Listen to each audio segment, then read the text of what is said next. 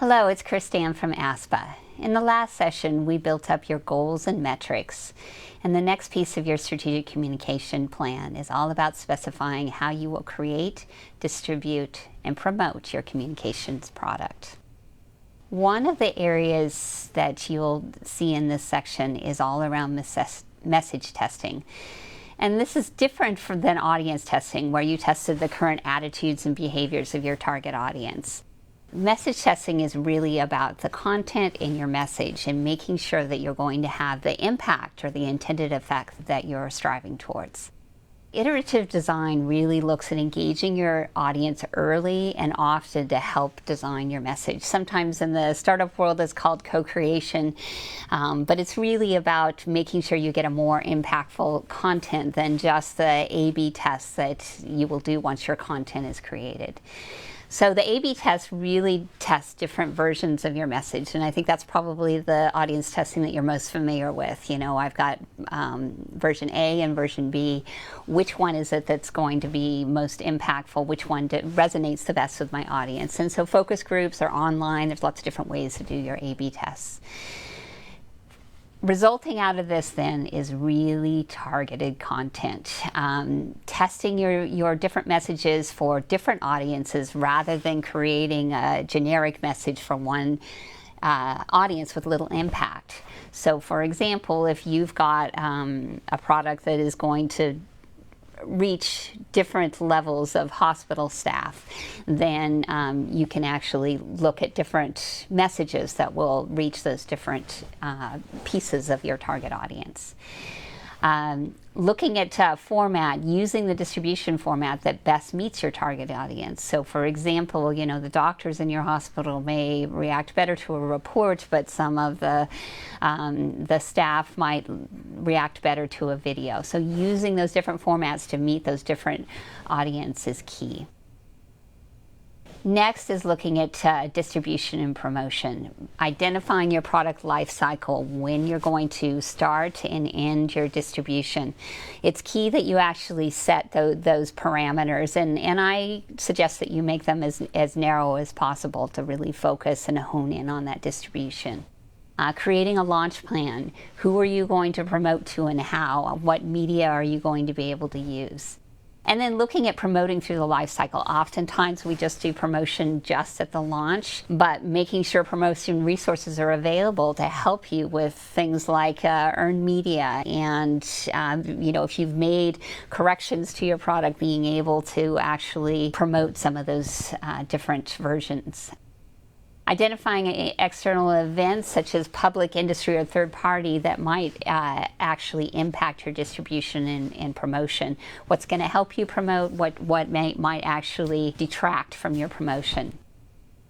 Now one note here, at the distribution start date, your SCP will become visible all across HHS. So remember, we're creating a database of all of these different strategic communication plans.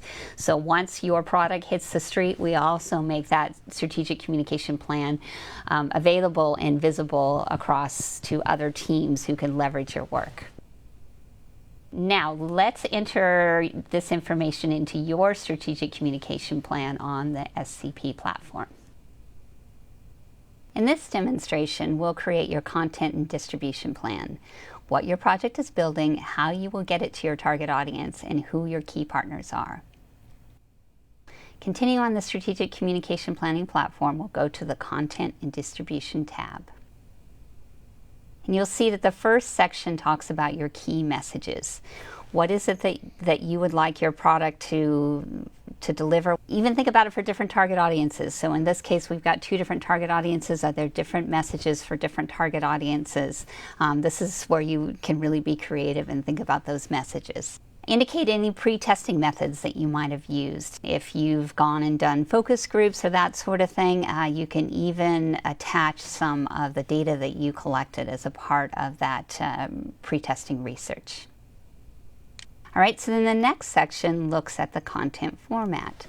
And this is where you can talk about what is the distribution method. How is it that people are going to access your information? In this case, we have a printed book We're also putting a PDF out on the website. So those are the two different formats. But if you've got a PSA or a video, this is the place to put that. English is the language for this particular project, but if you had a Spanish translation, for example, that's where you would capture this. How many copies will we produce? So this is looking at if there's a physical format to this, you can actually capture that. In this case, we were distributing to the 535 congresspeople, so that's where we got that number. Distribution is the next section, and this is the start and end date of how long your project is going to be out on the street. Since ours is an annual report, it'll be out there annually. Now, you could actually put this longer because you'll see if you went and looked up these annual reports, you could find the ones all the way back to 2003. But I suggest that you create the shortest distribution period that you can. And then indicate your methods. Are you going to email people? How are you going to promote this? How are people going to get a hold of this, the information that you're sending out? In our case, we were mailing those particular reports. If you have a web address, I didn't have the web address yet, but most projects these days actually have a web address that you can put in there. And then look about the external events. Are there things that might impact the product distribution, make it hard for people to get a hold of it, or make it easy? Are there third-party conferences or events that you're actually going to be distributing the information or promoting the information in? Again, the help text can provide a lot more information to help you figure out how to fill out this particular piece. At the bottom of your content and distribution tab is where you look at promotion, how the project will be promoted through the life cycle, and then product attachments. So in this case, we've got the prototype. You can use the system as your project is getting developed, right? So you can put in an early concept, you can put in a script, you can then put in a final product, a link over to the video. It provides you with that complete history. All right, so we're done with the content distribution tab. You press next step and it'll get you to the collaboration tab. This is where you can indicate the other agencies or operatives who helped you with developing this product. And key here is indicating the particular person or contact person at each of the agencies that you worked with, because this is your opportunity to really track whether or not those people agree to that information. As you know, that's something that ASPHA will ask you for as you're going through and creating your strategic communication plan. So in this case, we had both CDC and HRSA as agencies we were collaborating with. And then at the bottom is where you can indicate collaboration with other agencies, in this case, the National Quality Forum.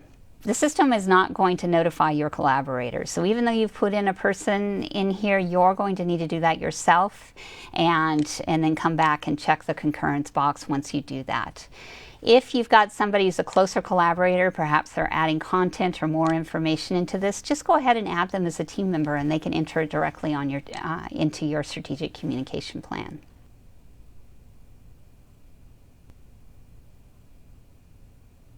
All right, so that's it for this section. Congratulations, your strategic communication plan is complete. Join me in the next segment where we will use the strategic communication planning platform to manage the review and evaluation of your project. Thank you for your time. Cheers.